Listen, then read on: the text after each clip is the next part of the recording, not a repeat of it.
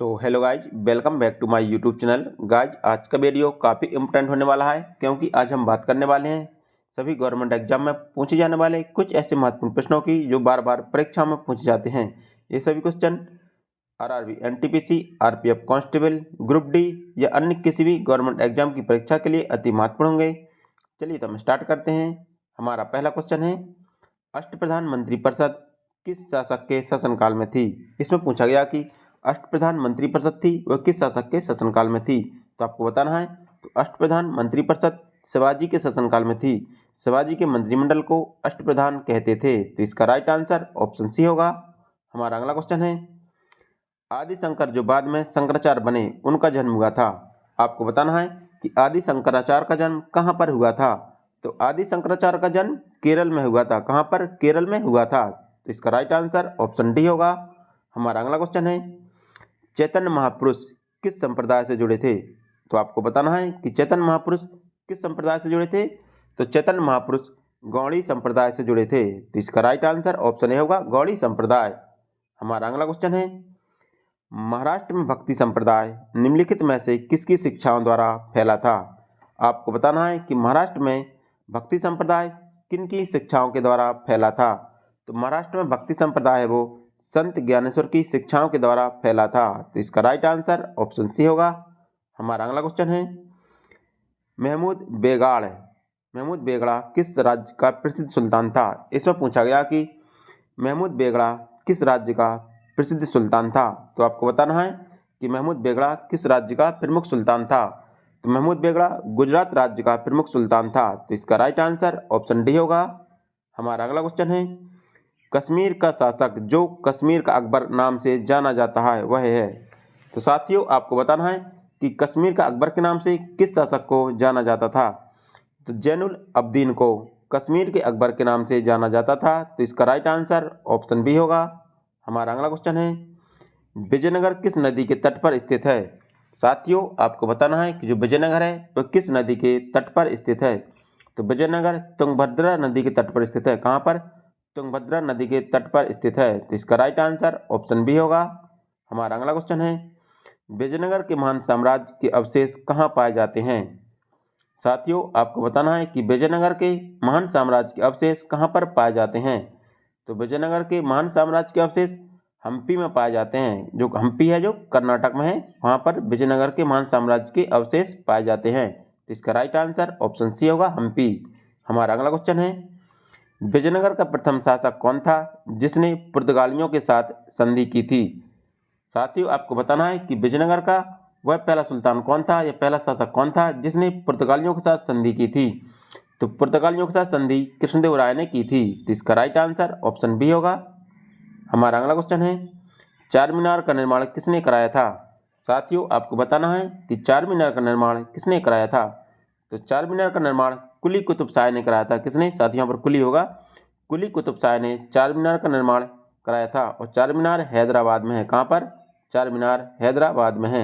इसका right answer option B होगा। हमारा अगला क्वेश्चन है, गोलकुंडा कहाँ अवस्थित है? इसमें पूछा गया कि गोलकुंडा कहाँ पर अवस्थित है। आपको बताना है कि गोलकुंडा कहाँ पर अवस्थित है। तो गोलकुंडा बीजापुर में है। तो इसका राइट आंसर ऑप्शन ए होगा। हमारा अगला क्वेश्चन है, हम्पी का खुला संग्रहालय किस राज्य में है? साथियों, आपको बताना है कि हम्पी का खुला संग्रहालय किस राज्य में है। तो हम्पी का खुला संग्रहालय कर्नाटक राज्य में है। कहाँ पर? कर्नाटक राज्य में है। तो इसका राइट आंसर ऑप्शन ए होगा।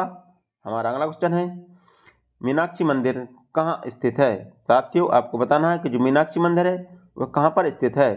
तो मीनाक्षी मंदिर मदुरई तमिलनाडु में स्थित है। कहाँ पर? मदुरई तमिलनाडु में स्थित है। तो इसका राइट आंसर ऑप्शन ए होगा। हमारा अगला क्वेश्चन है, कौन सा सुल्तान नया धर्म चलाना चाहता था किंतु उलेमाओं ने विरोध किया? साथियों, आपको बताना है कि कौन सा सुल्तान था जो नया धर्म चलाना चाहता था किंतु उलेमाओं के द्वारा उसका विरोध किया गया। तो अलाउद्दीन खिलजी था जो एक नया धर्म चलाना चाहता था परंतु उलेमाओं के द्वारा उसका विरोध किया गया। तो इसका राइट आंसर ऑप्शन सी होगा, अलाउद्दीन खिलजी। हमारा अगला क्वेश्चन है, दिल्ली के सुल्तान बलबन का पूरा नाम था।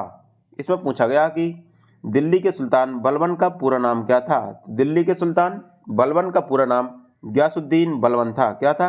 गयासुद्दीन बलबन था। तो इसका राइट आंसर ऑप्शन सी होगा।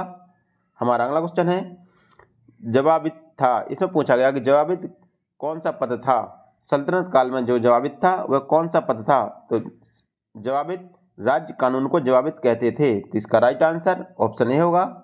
हमारा अगला क्वेश्चन है, किसने सल्तनत काल में प्रचलित डाक व्यवस्था का विस्तृत विवरण दिया है। साथियों, इसमें पूछा गया कि किस लेखक के द्वारा सल्तनत काल में प्रचलित डाक व्यवस्था का विवरण दिया गया है। तो इब्न बतूता के द्वारा सल्तनत काल की डाक व्यवस्था का विस्तृत विवरण दिया गया है। तो इसका राइट आंसर ऑप्शन सी होगा, इब्न बतूता। हमारा अगला क्वेश्चन है, रजिया सुल्तान किसकी बेटी थी। साथियों, आपको बताना है कि रजिया सुल्तान किसकी बेटी थी।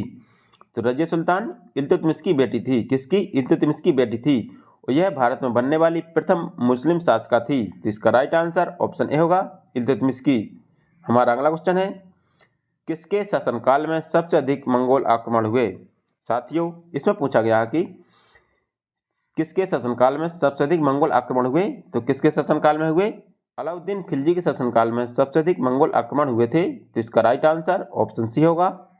हमारा अगला क्वेश्चन है, निम्नलिखित में से किस खिलजी शासक ने दिल्ली के राज्य सिंहासन पर बैठने के लिए अपने ससुर की हत्या कर दी थी। साथियों, इसमें पूछा गया कि दिल्ली के किस खिलजी शासक ने राज्य सिंहासन पर बैठने के लिए अपने ससुर की हत्या कर दी थी। तो अलाउद्दीन खिलजी ने राज्य सिंहासन पर बैठने के लिए अपने ससुर की हत्या कर दी थी। तो इसका राइट आंसर ऑप्शन बी होगा। हमारा अगला क्वेश्चन है, हड़प्पा के लोगों की सामाजिक पद्धति क्या थी। साथियों, इसमें आपको बताना है कि हड़प्पा के लोगों की सामाजिक पद्धति क्या थी। तो हड़प्पा के लोगों की सामाजिक पद्धति उचित समानतावादी थी। क्या थी? उचित समतावादी थी। तो इसका राइट आंसर ऑप्शन ए होगा।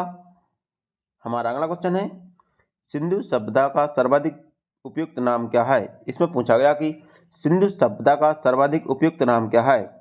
तो सिंधु सभ्यता का सर्वाधिक उपयुक्त नाम हड़प्पा सभ्यता है। क्या? सिंधु सभ्यता को हम हड़प्पा सभ्यता के नाम से भी जानते हैं। तो इसका राइट आंसर ऑप्शन बी होगा। हमारा अगला क्वेश्चन है, सिंधु सभ्यता में वृत्त स्नानागार पाया गया। साथियों, आपको बताना है कि सिंधु सभ्यता में वृत्त स्नानागार कहाँ पर पाया गया। तो वृत्त स्नानागार मोहनजोदड़ो में पाया गया। तो इसका राइट आंसर ऑप्शन सी होगा, मोहनजोदड़ो। हमारा अगला क्वेश्चन है, सिंधु सभ्यता की मुद्राओं में किस देवता के समतुल्य चित्रांकन मिलता है।